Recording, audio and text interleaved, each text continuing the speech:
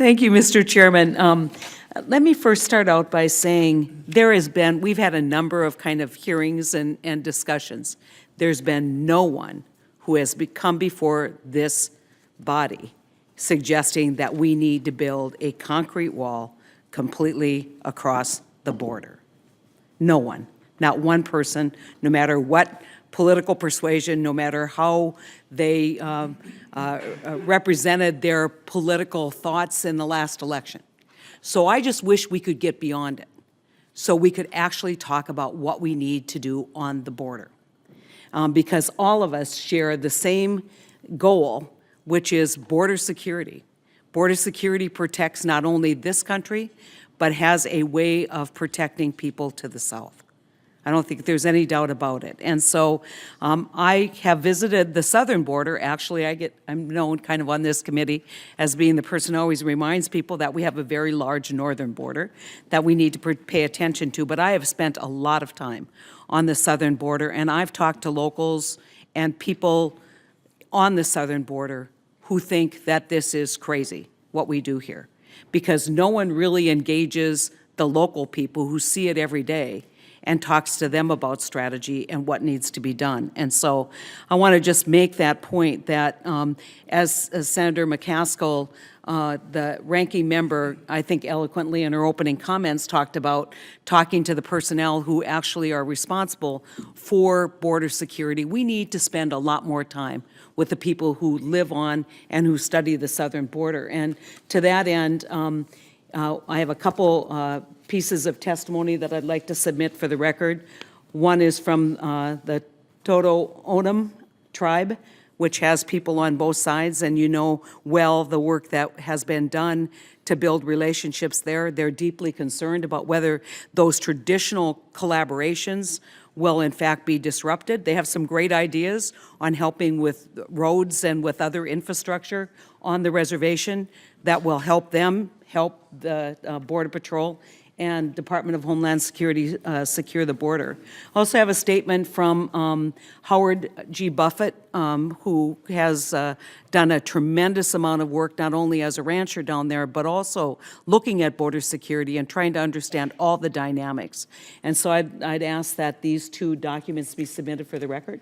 Sure, without objection, but I also just want to interject. When you say nobody's talking to him, this is what this hearing's about, and we had Howard Buffett testify for this committee as well. So we're definitely trying to do that exactly. What there's no one on this panel who actually is the southern border. We've had 22 hearings on this, so we but, definitely are talking to him, and we'll be doing that. Would the chairman agree that not one person has come in front of this committee suggesting that we build a wall on the entire length of the border?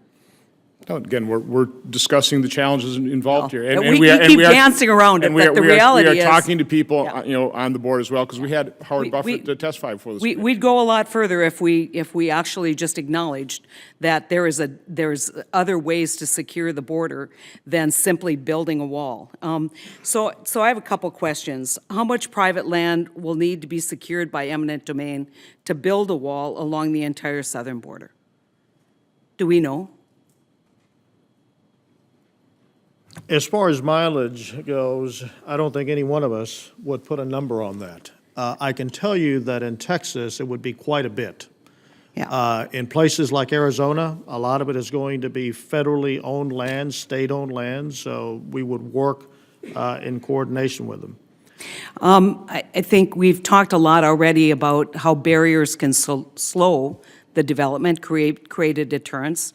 But we know that there needs to be additional assets, especially personnel and technology. And I think, until we see the report, I don't think that we really will have a clear idea on how we deploy all those resources. And I think you, Mr. Coburn, and Mr.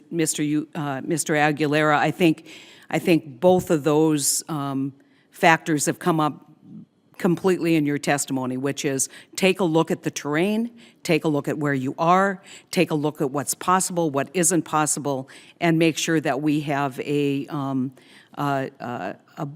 border strategy that is smart. that doesn't spend money where we don't need to spend money because we promised something during a political campaign. Finally, I think one thing that hasn't been talked about here is what is the role of Mexico. I think we all understand Mexico is not going to pay for this wall if it gets built. And so, but there is a critical role that our neighbor to the south plays in terms of border enforcement. And so I'm curious about how you see Mexico playing in border enforcement, because it seems to me that Mexico must be a critical partner in any effort on our shared border. The migration spikes that we're seeing are originating in Central America, as Senator Carper pointed out, not Mexico, but people are traveling through Mexico to get there. So what do we need from Mexico that they're not doing now to forge a relationship to stop the traffic? And I would include not only migration of people, but also drug enforcement.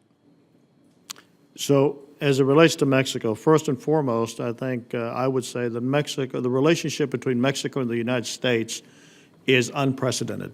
We have never had the level of relationship that we have with Mexico now in a very positive way.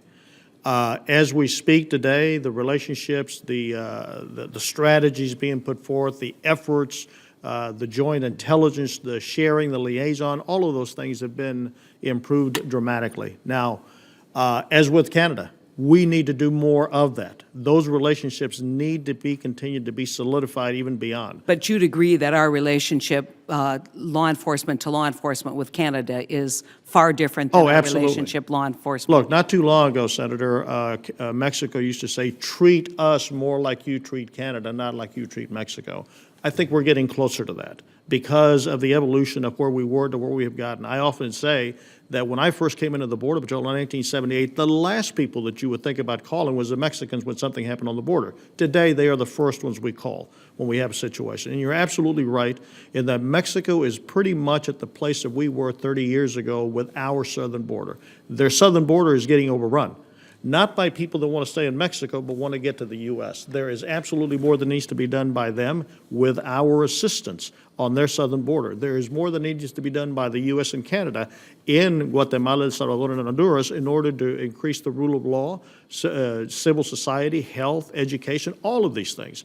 So that's exactly what we should be talking about. But we constantly focus on the wall, as we should be focusing on our borders. But it needs to be a very systematic approach across the entire breadth of what is causing the problems. I certainly look forward to the Department of Homeland Security's report, and I hope they do include a strategy for collaboration with tribal entities that serve on both sides of the border, but also the Mexican officials.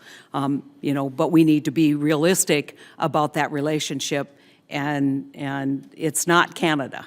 I think we can all agree on that. So, if I might, because I think this is critically important.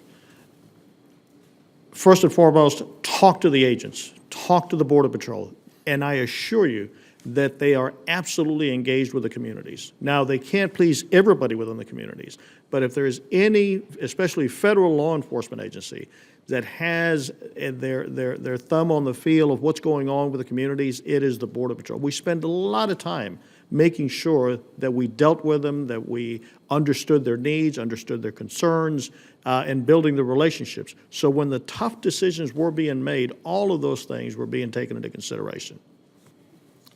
And just to point out, we had a hearing last week with the heads of the unions of the agents. We've got, on a bipartisan basis, a group of staff going down and talking right down to the folks with boots on the ground. But Senator Heitkamp, when we talk about the insecurity of the Mexican Central American border, I remember our Codel in Guatemala, where you could basically walk across the boat. We're here at the Border Patrol entry point, and you can basically walk across the boats. Right. I mean, they're swimming across. So, I mean, but I also, Mr. Chairman, want to remark at the great work that the Department of Homeland Security is doing in those communities to try and provide technological solutions, stopping buses, all of the issues, especially as it relates to human trafficking. So that was a great trip. Hope we can do something like that. Of course, our guide was General Kelly, so he knows what he's talking about.